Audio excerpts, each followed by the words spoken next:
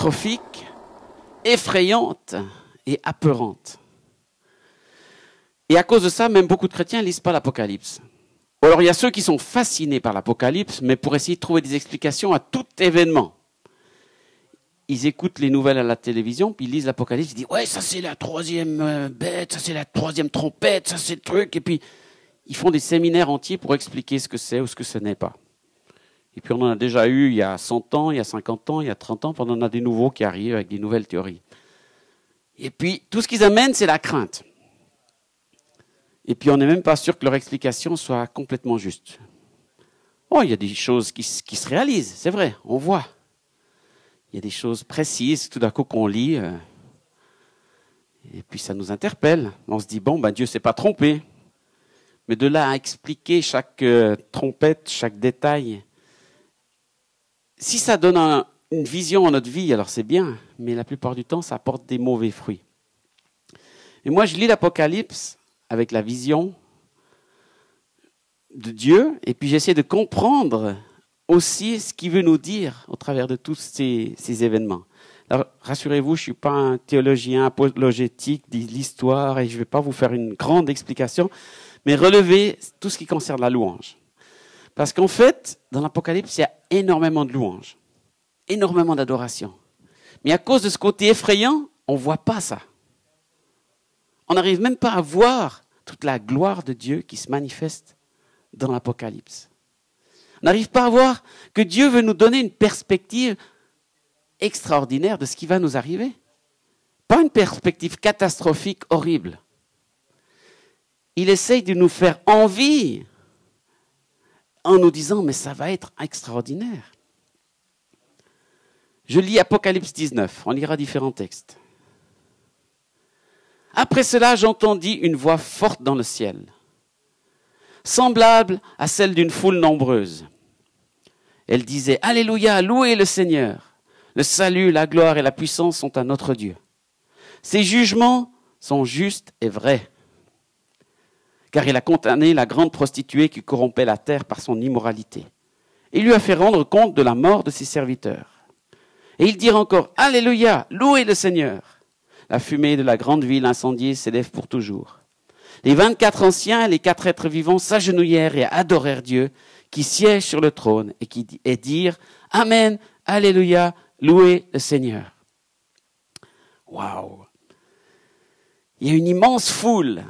Vous savez, dans l'Apocalypse, on ne sera pas juste quelques petits rachetés qui avons au moins passé au travers du feu grâce à nos bonnes œuvres. Il y aura une foule nombreuse. Dieu a des millions d'enfants sur toute la terre. Aujourd'hui, sur la terre, vivent plus de chrétiens qu'il y en a eu dans toute l'histoire. Ça, ce n'est pas les nouvelles de 20 heures qui nous le disent. Hein. Malheureusement, les journaux ne nous disent jamais cela. Et même dans l'église, on n'est même pas conscient de ça. On dit, oh, on est juste quelques chrétiens, on est 50 dans l'église. On a encore perdu 2 membres. C'est terrible. C'est dur. Mais il y a des millions d'hommes qui, aujourd'hui, sur la terre, louent le Seigneur. J'ai vu une réunion de louanges au Brésil, à Sao Paulo. 5 millions d'adorateurs. Il n'y avait même pas un stade qui était assez grand. Les stades de foot sont beaucoup trop petits. C'est minuscule pour mettre 5 millions de personnes.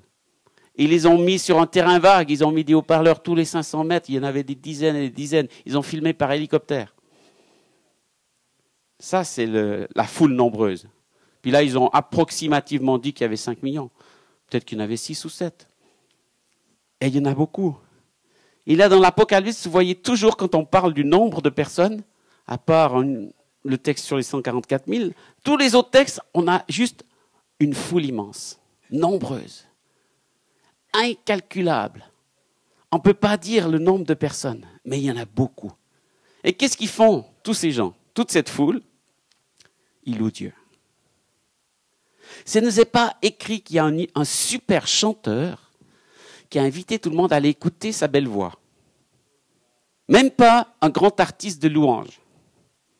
Même pas un grand chanteur chrétien qui a fait plein de CD. Il n'y a aucun nom. On n'a pas le nom d'un seul homme, d'une seule femme ou d'un seul groupe de louanges.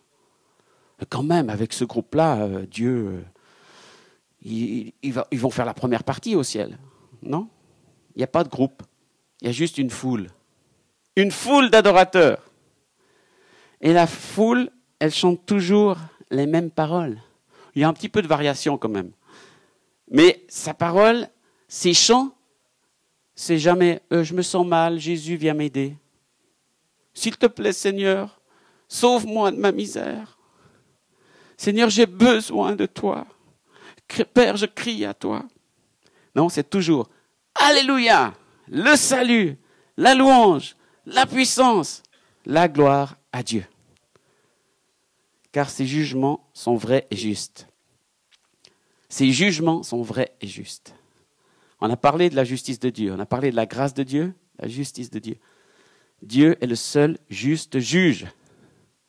Et si on doit passer en jugement, autant passer devant un juge qui juge avec justice. Donc n'ayons pas peur du jugement de Dieu. Beaucoup de chrétiens ont peur, parce qu'ils ont une fausse notion du jugement et du juge.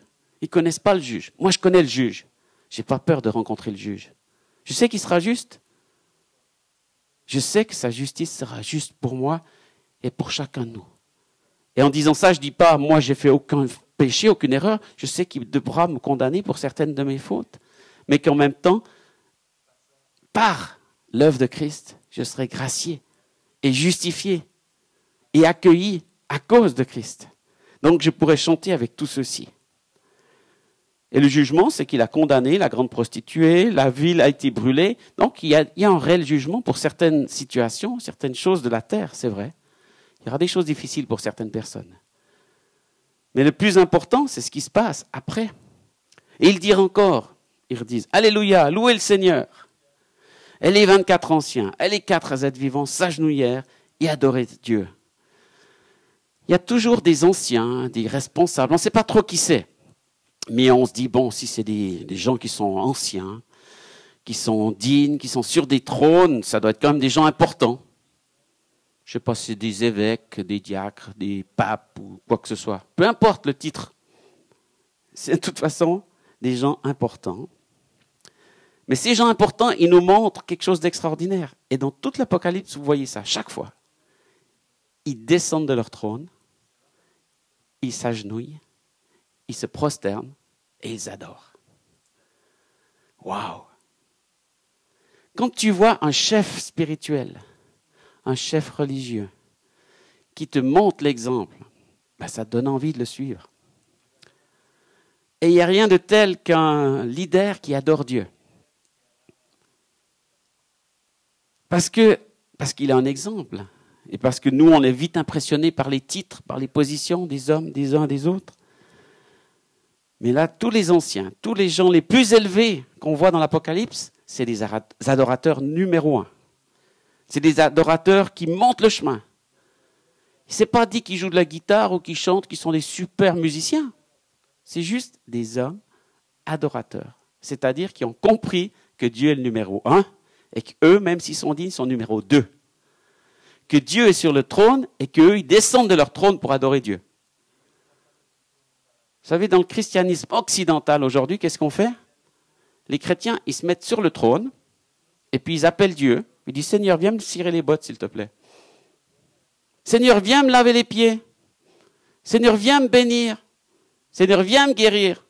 Le nombre de chrétiens qui donnent des ordres à Dieu. Ils n'ont rien compris à l'adoration.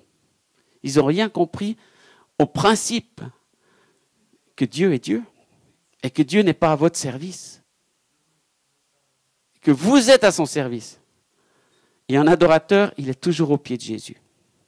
Même s'il est pasteur, évêque, apôtre, tout ce que vous voulez, il va toujours se trouver au pied de Jésus.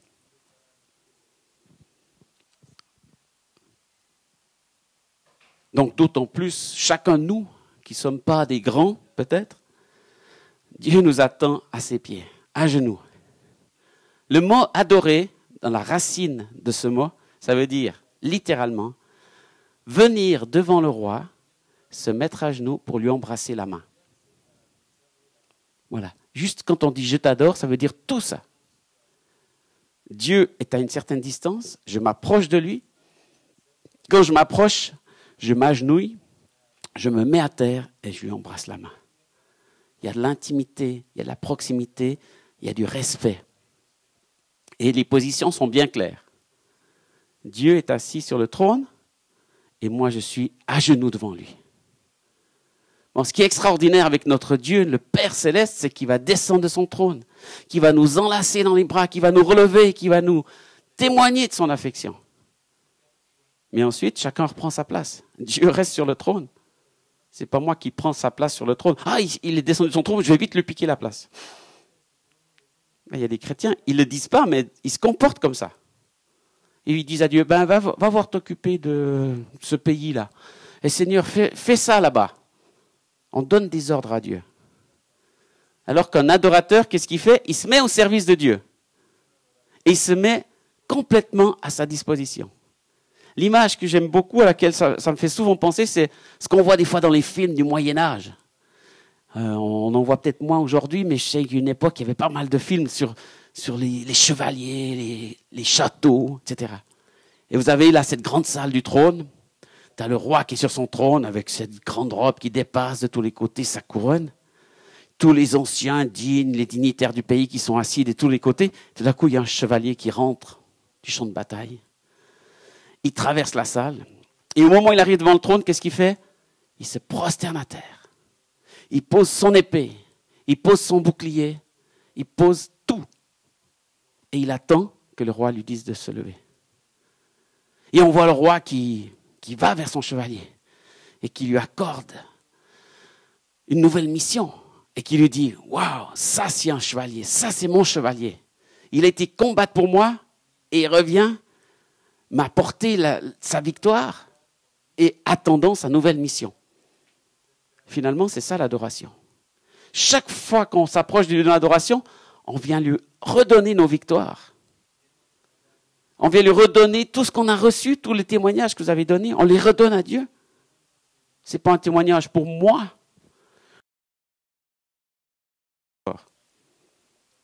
Non, on glorifie Dieu, on rend gloire à Dieu, on redonne le témoignage à Dieu.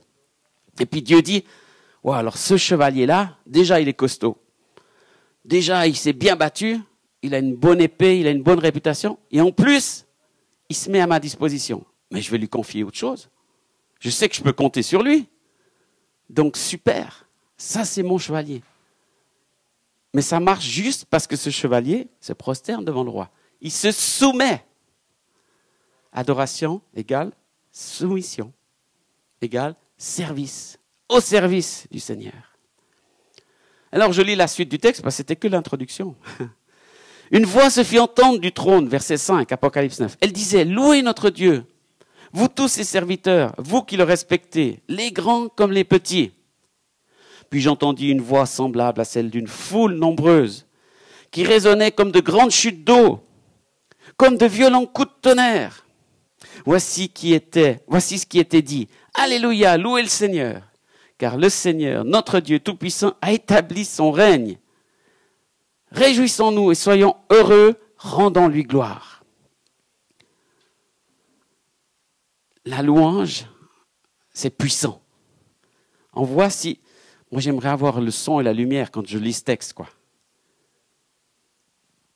De nouveau, une foule nombreuse. Quand il y a une foule qui chante, mais ça tremble. Ça vibre. Il y a de personnes, ça crée un volume comme une vague qui fait vibrer, qui fait bouger les choses. Vous avez peut-être été une fois dans un match de foot, déjà avec 30 000, 40 000 personnes qui chantent en même temps, il se passe quelque chose, quoi. Hein? Vous avez vu pendant l'Euro, les Islandais là, qui poussaient leurs cris, là, tous ensemble. Ça, même à la télévision, ça faisait trembler le canapé. Là. Il se passait quelque chose. Puis c'était encore une petite foule, 30 000, c'est rien. Là, il y en avait bien plus. Comme des grandes chutes d'eau. Je n'ai pas eu la chance d'aller aux chutes du Niagara, mais je sais que ceux qui sont allés ont dit, quand on est là-bas, on ne s'entend plus. Tellement ça fait de bruit. Les chutes font du bruit. Et c'est l'image que la Bible nous donne. Des grandes chutes d'eau. Énorme, un bruit énorme de louange. Un son de louange qui te dépasse. Puis il y a des chrétiens, ils sont dans l'église avec 50 personnes. Ils disent, c'est trop fort. Ça me dérange. Mais préparez-vous, parce qu'au ciel, il y aura plus que 50 personnes. Puis la sono, elle sera plus puissante. Parce que ça sera des grandes chutes d'eau. Si vous êtes au Niagara, vous n'allez pas dire « Eh, s'il vous plaît, vous pouvez baisser le volume, là ?» Les chutes, elles ne vont pas baisser le volume. Hein. Le volume ne va pas diminuer. Il est naturel. Il est là. Et la foule va faire du bruit. Et en plus, il n'y a pas juste le son, il y a la lumière. Les violents coups de tonnerre. Tonnerre égale éclair aussi. Dieu, il avait déjà prévu son et lumière. Les grands spectacles. Hein. La lumière, les éclairs. Vous imaginez ça? Ça va être comme ça dans la présence de Dieu. Puis on va être impressionné si vous allez voir un feu d'artifice. Waouh, waouh, oui, on est impressionné de tous les côtés, ça sort, ça explose. Puis on trouve ça bien. Puis dans la louange, dès qu'il y a un petit peu trop de bruit, il dit « Oh, calmez-vous, s'il vous plaît. » Mais il faut qu'on se prépare. Il y aura une foule immense. Il y aura du bruit, du volume, des cris, du son, du tonnerre, de la lumière. C'est ce que Dieu a prévu. Et ça va nous impressionner. Mais positivement, n'est-ce pas? On va se dire, c'est incroyable. Tous ces hommes, ces femmes que Dieu a sauvés et qui chantent pour lui. Je ne sais pas ce que ça vous fait quand vous vous trouvez avec une grande foule de chrétiens. De temps en temps, ça nous fait du bien de sortir de notre petit groupe de maison, de prière, puis d'aller adorer avec 50, puis peut-être avec 500, puis peut-être avec 5000. Le plus grand groupe dans lequel je me suis trouvé, c'était 40 000 personnes. On a fait la louange dans un stade de foot en Suisse pour le jour du Christ. J'ai conduit la louange. C'est vrai que c'est impressionnant. Et puis je me dis, c'est encore peu pour la Suisse, pour 8 millions d'habitants, d'avoir 40 000 personnes, c'est très peu. Alors que je m'attends à plus encore. Mais c'est déjà beau de goûter à des moments comme ça. Et je m'attends à plus. Je m'attends à des moments de plus. Il y a mon verset qui a bougé, mais voilà, il est toujours là. Donc, et dans tous ces moments-là, en plus, il y a une voix qui se fait entendre du ciel. On ne sait pas si c'est le Saint-Esprit, si c'est Dieu qui parle, mais on entend tous la même chose, qui nous invite à la louange. Toujours à la louange, à la louange, à la louange. Et puis il nous dit encore, réjouissons-nous, soyons heureux, rendons-lui gloire. Il y a de la joie dans la louange. Comment peut-on être triste dans la présence de Dieu? Si on est triste dans la présence de Dieu, c'est qu'on n'est pas dans la présence de Dieu.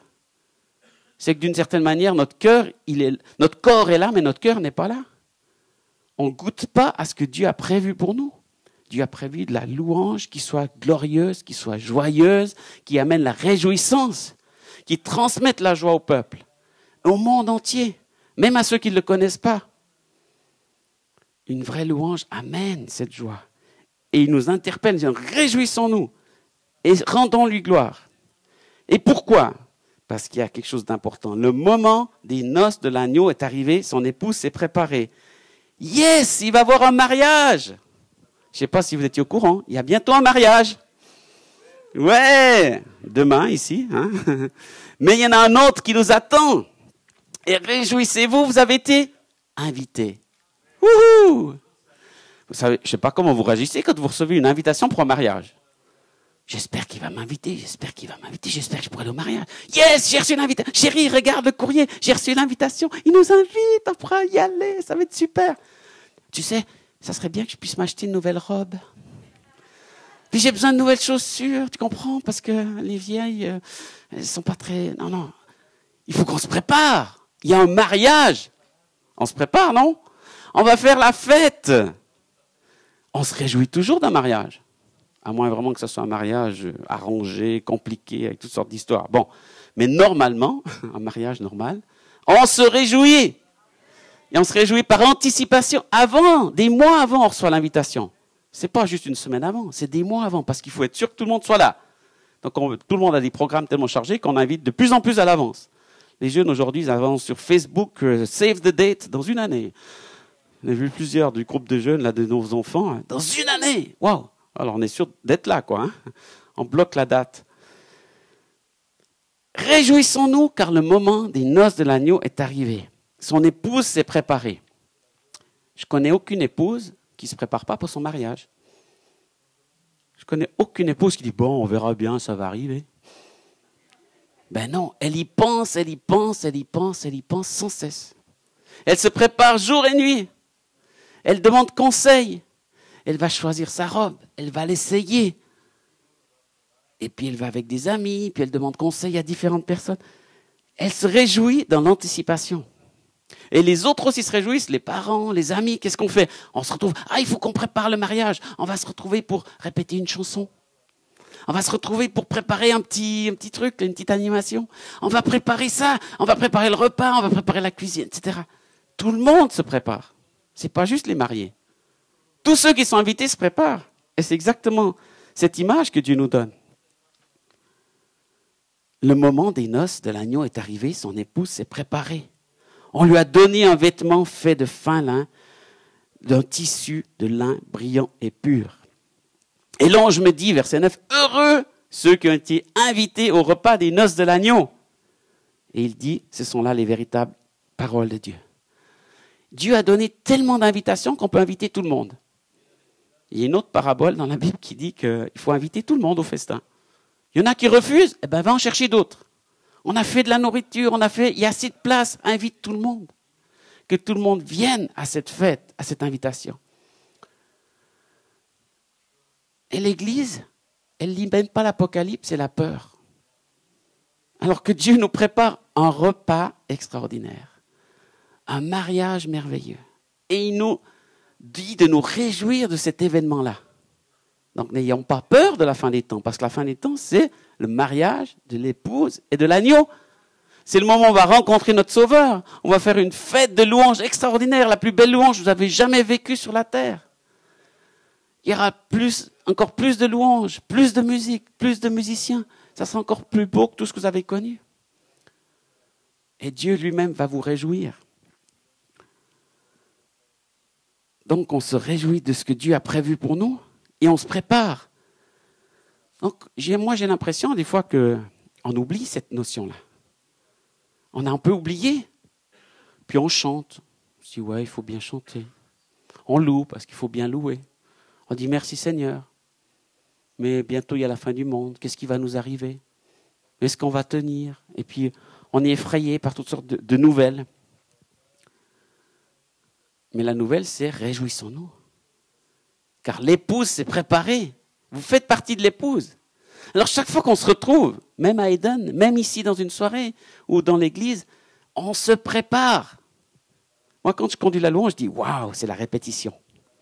On répète, mais on va avoir encore une louange, encore mieux, parce que tout le monde va venir bien habillé, préparé, puis ça va être la grande fête.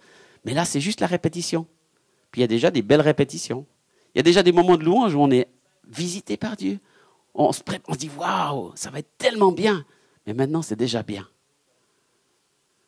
Donc, chaque fois que vous louez Dieu dans l'église, dites waouh, on répète pour un moment qui va être encore beaucoup plus glorieux. On se prépare. On est en train de lustrer la robe de l'épouse. On est en train de faire briller, on est en train de soigner les petits rubans, les petits cordons, et puis de préparer chaque détail. C'est ça, l'église qui se prépare. On prépare l'église. On prépare l'épouse. Et en plus, c'est nous. Donc Dieu nous prépare. C'est pour ça qu'il travaille nos cœurs. C'est pour ça qu'il nous fait changer certaines choses, lâcher d'autres choses, pour qu'on soit bien plus beau encore. Pour qu'on soit bien plus prêt pour ce jour du mariage. Et qu'on profite pleinement de cette fête merveilleuse qu'il a prévue pour nous. Et cette histoire-là, ce texte de Apocalypse 19, il est raconté et cité par l'apôtre Jean. Vous savez, Jean, c'était un des disciples du Seigneur. Là, il est à la fin de sa vie. Il est sur l'île de Patmos. Et depuis plusieurs mois, il a des visions, des songes. Dieu lui parle, il a le ciel ouvert. Il est toujours sur terre, il n'est pas encore mort, mais c'est comme s'il est déjà au ciel. Un disciple du Seigneur, j'aurais bien voulu être avec lui, le rencontrer, le voir, l'entendre. Jean, l'apôtre de l'amour. Et qu'est-ce qui fait ce cher disciple, apôtre? Verset 10, juste la suite de ce que je vous ai dit. Il est tellement bouleversé par ce qu'il vient de voir, parce qu'il l'a vu vraiment. Il a eu la stéréo, la 3D, l'écran géant, le son, la lumière, tout ça. Waouh, il est bouleversé, quoi. Et qu'est-ce qu'il fait? Je me jetais à ses pieds pour l'adorer. Donc, au pied de l'ange qui vient de lui parler. Il y a un ange qui est devant lui. Je ne sais pas si vous avez vu des anges comme ça, si près de vous. C'est vrai que ça doit être sûrement très impressionnant. Moi, je n'ai jamais vu un si clairement, j'en ai vu parfois, mais pas autant proche, aussi clair. Alors, c'est vrai que c'est impressionnant. Et il se met au pied de l'ange pour l'adorer. Le grand disciple du Seigneur Jean adore un ange. Ben oui, c'est un ange de Dieu. C'est un envoyé du Seigneur quand même. Il est plein de lumière, il brille, il est grand, il est fort. Et que dit l'ange?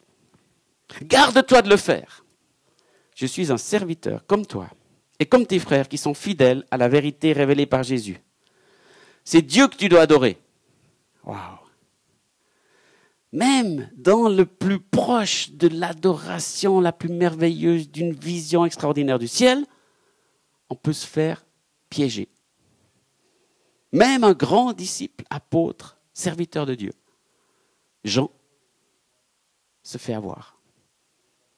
Il manque de discernement, de sagesse, et il adore l'ange. Alors que toute la Bible est pleine de mises en garde sur n'adorer personne d'autre que Dieu. Jésus l'a vécu avec Satan, il a dit tu n'adoreras personne d'autre. Tout l'Ancien Testament c'est n'adorez pas les idoles, n'adorez pas les statues, n'adorez pas les dieux, n'adorez pas les anges, personne. Et tous les anges qui se présentent dans la Bible, chaque fois ils disent adorez Dieu. Avec Jésus, avec les bergers, avec les mages, tout le temps, adorez Dieu, gloire à Dieu dans les cieux. Et là, il est face à un ange et il se fait avoir. Ça nous montre l'esprit aussi des derniers temps. Il y a beaucoup de séduction, de confusion. Et dans l'église, tout à coup, il y a quelque chose qui brille et on se met à adorer la chose. Le personnage, ou le ministère, ou l'œuvre. Alors que l'ange, il est très au clair. Il aurait pu dire, ah ben oui, moi, c'est sympa de recevoir un petit peu d'adoration. Je vais prendre un petit peu. Mais cet ange-là, il connaît ce qui s'est passé avec Satan. Et tous les anges déchus qui n'ont pas voulu donner la gloire à Dieu, qui ont voulu prendre la gloire pour eux, ils ont été déchus de leur position. Donc cet ange, il garde sa position. Non, je ne vais pas perdre mon rôle d'adorateur de Dieu. Et il dit à Jean, tu te relèves tout de suite, tu adores Dieu. Ne recevez pas l'adoration des hommes. Ne recevez pas la gloire des hommes. N'acceptez pas que quelqu'un se mette à genoux devant vous. Mais orientez-le vers Dieu. C'est Dieu qui doit adorer. Et votre rôle, même sans avoir un ministère de louange, c'est de conduire les autres à adorer Dieu. Parce que dans le dernier temps, dans l'Apocalypse, qu'est-ce qui va nous rester d'autre? Il va nous rester que ça. On sera tous jugés à l'adoration. Le thermomètre, ça sera l'adoration. Le jugement, ça sera l'adoration. Qui est-ce que tu adores? La bête ou le Fils de l'homme? Qui c'est que tu adores? On va être invité à l'adorer. Donc, attention à la séduction qui vient. Attention à adorer dans le sens adorons seulement Dieu. N'adorons pas la musique, n'adorons pas les chants, n'adorons pas les instruments, n'adorons pas la lumière, le spectacle, adorons seulement Dieu. Et réjouissons-nous de ce que nous sommes invités, que Dieu a tout fait. On n'a pas payé notre invitation, on n'a pas acheté l'invitation, on n'a pas fait des efforts extraordinaires pour être invité, on est juste invité. Il y en a qui ont refusé l'invitation, malheureusement. Alors nous, la seule chose qu'on peut faire, c'est dire, j'accepte l'invitation. Je renonce à toutes les autres choses à faire ce jour-là. Je décide dans mon agenda, je vais être là à ce mariage. J'ai choisi d'y aller et je ne vais pas manquer pour aucune raison cette occasion d'y aller. C'est tellement important.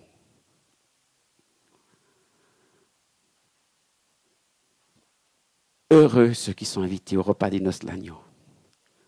Alors ce soir, Dieu vous le dit à vous. Heureux si vous êtes invités. Ça doit vous suffire pour avoir une vie heureuse, déjà comme base. Disant, ok, il y a des moments difficiles, on est encore sur la terre. Le mariage n'est pas encore là. On doit encore travailler un peu jusqu'à ce qu'on y arrive. Mais on va y arriver. Et on va se réjouir ensemble de ce mariage merveilleux auquel Dieu nous invite. Dans Apocalypse 7, il y a aussi toute une description de la louange, de l'adoration. Il nous parle de toutes les tribus. Je vais lire juste après versets 9, 10, 11. Après cela, je regardai encore et je vis une foule immense, Des gens que personne ne pouvait compter. Vous voyez à nouveau la foule, immense, on ne peut pas compter. Et là il dit, c'était des gens de toute nation, de toute tribu, de tout peuple, de toute langue. Ils se tenaient devant le trône et devant l'agneau, vêtus de robes blanches avec des palmes à la main, et criaient avec force. Le salut vient de notre Dieu qui siège sur le trône et de l'agneau. Tous les anges qui se tenaient autour du trône, les anciens, les 4 êtres vivants, se jetèrent le visage contre terre devant le trône et adorèrent Dieu en disant « Amen ». Oui, la louange, la gloire, la sagesse, la reconnaissance, l'honneur, la puissance, la force sont à notre Dieu pour toujours. Amen. Vous savez, on a tous chanté des chants avec certains de ces mots qu'on trouve ici. Parce que les compositeurs de louanges, ils ont utilisé ces textes-là comme inspiration. Et je ne sais pas pour vous, mais moi, chaque fois que j'ai ces mots-là dans des chants de louanges, ça me porte, quoi. Je sens cette puissance de l'adoration, cette anticipation de cette foule qu'on va être pour l'adorer. Et vous voyez, une fois de plus, il n'y a pas de parole humaine. Il n'y a pas de dimension personnelle, moi qui souffre, Dieu va m'aider. On n'est plus centré sur nous, on est centré sur lui. Ça, c'est l'adoration. On est centré sur le Seigneur. Et la louange, la gloire, l'honneur, c'est à lui. C'est tout. Il n'y a pas de discussion. Il n'y a pas de mélange. Il n'y a pas un petit peu pour Dieu, un petit peu pour moi. Un petit peu pour l'Église. Un petit peu pour les ministères. Un petit peu pour les musiciens. Non, tout est pour Dieu. Totalement pour Dieu. Complètement pour Dieu. Et tous ceux qui se trouvent là, il y a des anges, il y a des anciens, des êtres vivants. On ne sait pas trop qui c'est. Mais c'est pour tous ceux qui sont là, ils font la même chose. Il n'y a pas des catégories. Vous savez, c'est ça que j'aime aussi dans l'adoration, il n'y a pas de catégorie. Ah, ça c'est pour l'adoration ce soir, alors on va dire aux anciens qu'ils peuvent rester assis. Et puis le président de l'église, alors lui, il n'a pas besoin d'adorer. Parce que ça fait longtemps qu'il est là. Et puis on va inviter des gens politiques ou d'autres, et puis on va dire, non, vous n'êtes pas obligés. Non, dans l'adoration, on est tous au même niveau. Président, ministre, serviteur, ouvrier, boucher, boulanger, cantonnier, peintre, professeur, instituteur, élève, ancien, jeune, tous, on n'est à qu'une position de l'adoration. Prosterné devant Dieu. Oui, mais moi, tu comprends... Non, je ne comprends pas.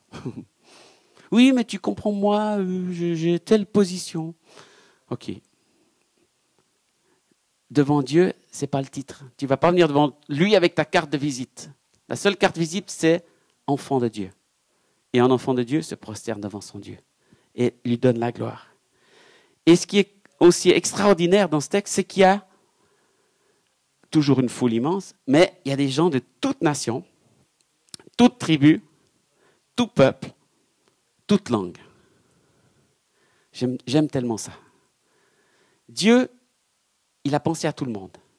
S'il avait dit juste les nations, il y a des gens qui pourraient dire, oui, mais nous, on habite dans cette nation, mais on n'est pas vraiment de cette nationalité-là. Vous savez, nous, on est un peuple rejeté, puis on n'a pas de nation. Donc Dieu nous a oubliés. Ben non, c'est pas possible. Parce qu'il dit, alors, toute tribu, tu es au moins d'une tribu. Dans certains pays, il y a encore beaucoup de tribus. Ils ont une autre racine, ils ont une autre culture, mais ils appartiennent à une nation. Mais ils sont une tribu différente. Dieu dit oui, aussi cette tribu. Et tout peuple, il y a des gens qui s'identifient par un peuple, pas par une nation ni par une langue. Ils sont un peuple. Comme les Juifs ont été juifs sur toute la terre répandus, ils n'avaient pas de terre. Comme les Kurdes aujourd'hui ou d'autres peuples comme ça, ils n'ont pas une nation, mais ils sont un peuple. Et toute langue, bien sûr, il y a plein de langues différentes. Et c'est tellement bon de louer Dieu dans toutes les langues. Vous savez, au ciel, on ne va pas chanter en anglais uniquement. On est content qu'il y ait les Anglais qui vont chanter, les Américains, les Australiens, tous ceux qui chantent en anglais. Mais n'ayez aucun complexe de votre langue.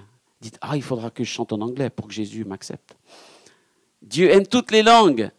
Il aime le français, il aime l'italien, il aime l'espagnol, et il aime toutes les langues africaines, les langues des tribus, les langues de partout.